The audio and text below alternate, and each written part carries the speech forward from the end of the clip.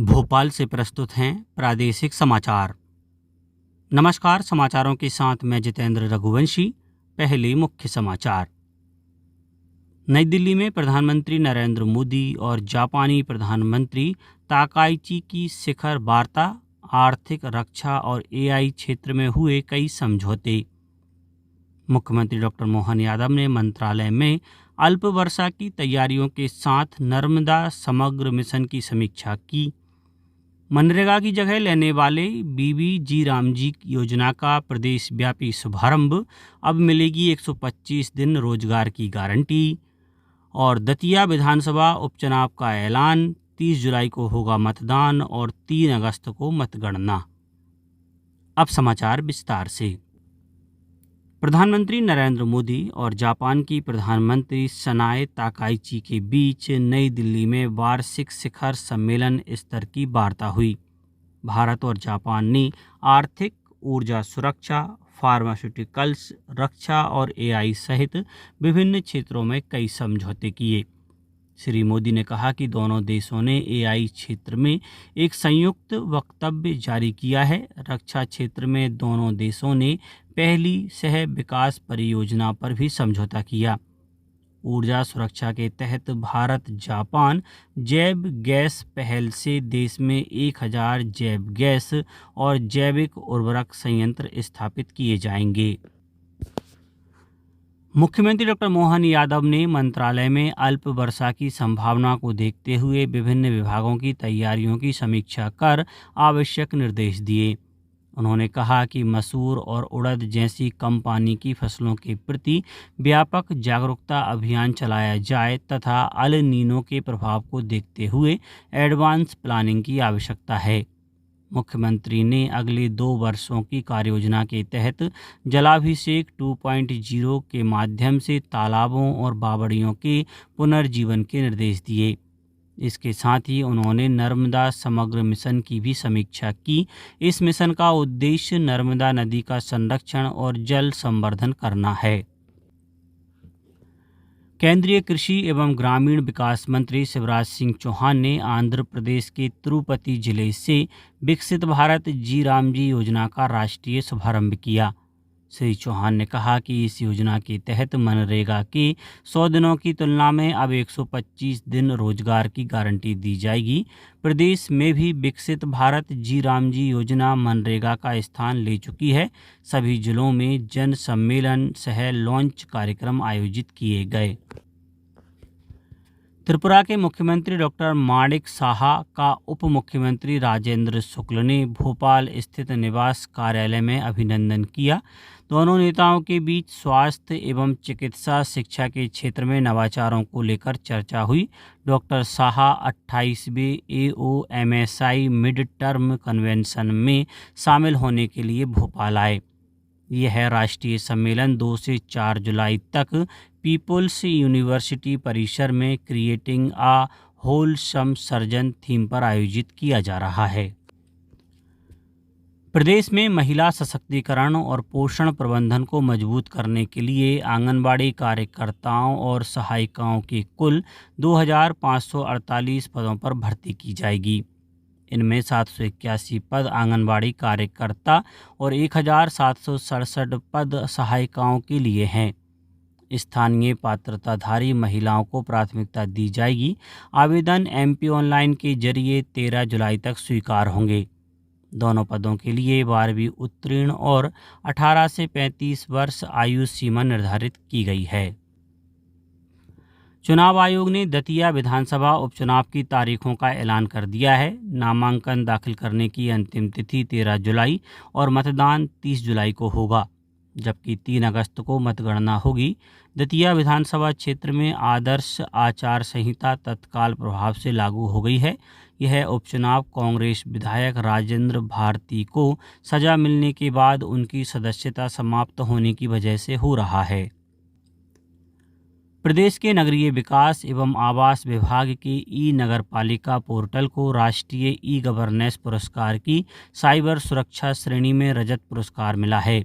जयपुर में आयोजित समारोह में केंद्रीय राज्य मंत्री डॉक्टर जितेंद्र सिंह ने यह सम्मान आयुक्त संकेत भोंडवे को प्रदान किया।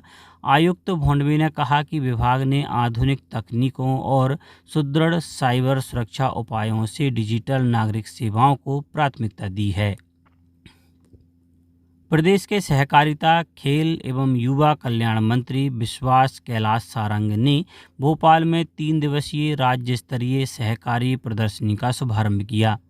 यह प्रदर्शनी सहकारिता मंत्रालय के 5 वर्ष पूर्ण होने पर आयोजित सहकारी सप्ताह के तहत लगाई गई है। उन्होंने हस्तशिल्प कारीगरों और महिला स्व सहायता समूहों को सिलाई मशीन सहित टूल किट भी वितरित किए। यह प्रदर्शनी 4 जुलाई तक आम नागरिकों के लिए खुली रहेगी। केंद्रीय राज्य मंत्री और धार सांसद सावित्री ठाकुर ने पीथमपुर में निर्माणाधीन रेलवे टनल का निरीक्षण किया। इस दौरान वे करीब 70 फीट नीचे उतरकर टनल के भीतर पहुंची। उन्होंने कहा कि रेल परियोजनाओं को समयबद्ध और गुणवत्तापूर्ण ढंग से पूरा कराना उनकी सर्वोच्च प्राथमिकता है।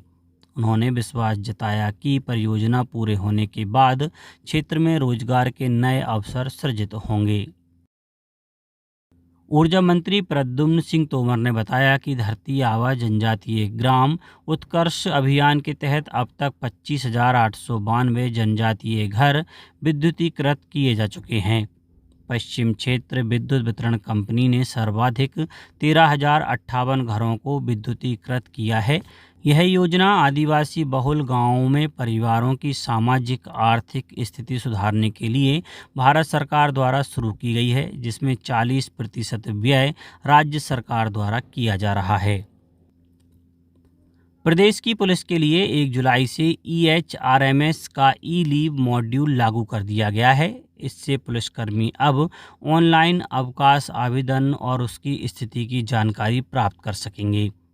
पुलिस महानिदेशक कैलाश मकवाणा के निर्देश पर प्रदेश की करीब 120 पुलिस इकाइयों में यह व्यवस्था लागू की गई है।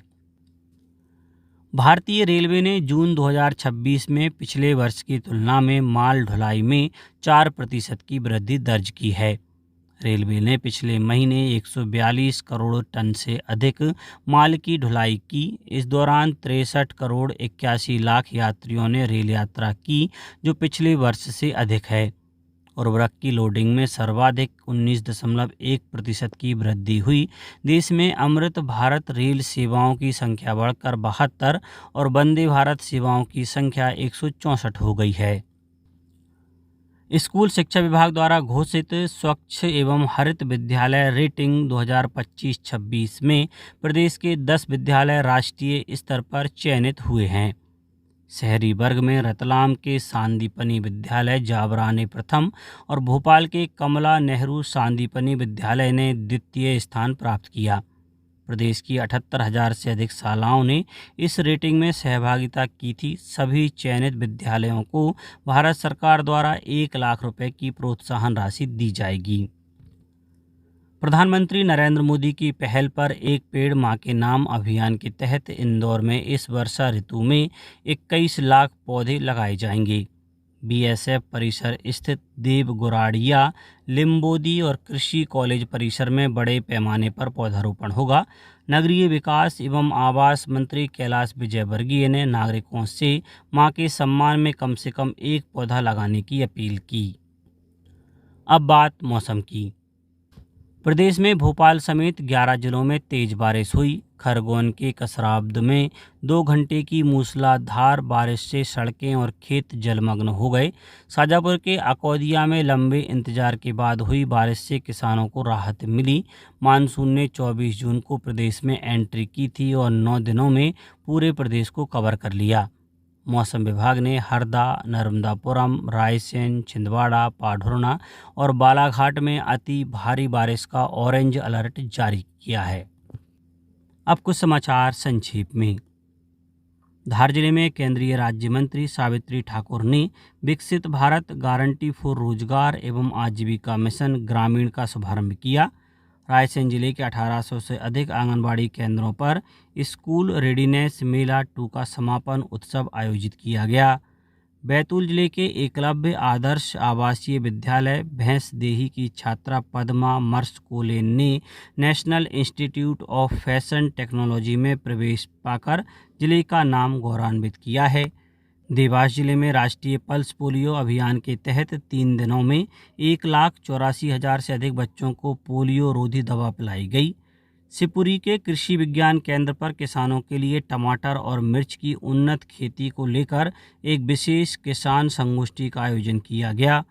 भिंड में फसल बीमा महा अभियान के अंतर्गत जिला स्तरीय शुभारंभ कार्यक्रम का आयोजन हुआ और आगरमालवा के शासकीय नेहरू स्नातकोत्तर महाविद्यालय में युवा संगम के तहत युवा संगम कार्यक्रम का आयोजन किया जाएगा। अंत में मुख्य समाचार एक बार फिर। नई दिल्ली में प्रधानमंत्री नरेंद्र मोदी और जापानी प्रधानमंत्री ताकाइची की शिखर वार्ता, आर्थिक, रक्षा और एआई क्षेत्र में हुए कई समझौते। मुख्यमंत्री डॉक्टर मोहन यादव ने मंत्रालय में अल्प वर्षा की तैयारियों के साथ नर्मदा समग्र मिशन की समीक्षा की। मनरेगा की जगह लेने वाले बीबीजी रामजी योजना का प्रदेश व्यापी शुभारंभ, अब मिलेगी 125 दिन रोजगार की गारंटी। और दतिया विधानसभा उपचुनाव का ऐलान, 30 जुलाई को होगा मतदान और 3 अगस्त को मतगणना। आज के इस बुलेटिन में बस इतना ही। नमस्कार।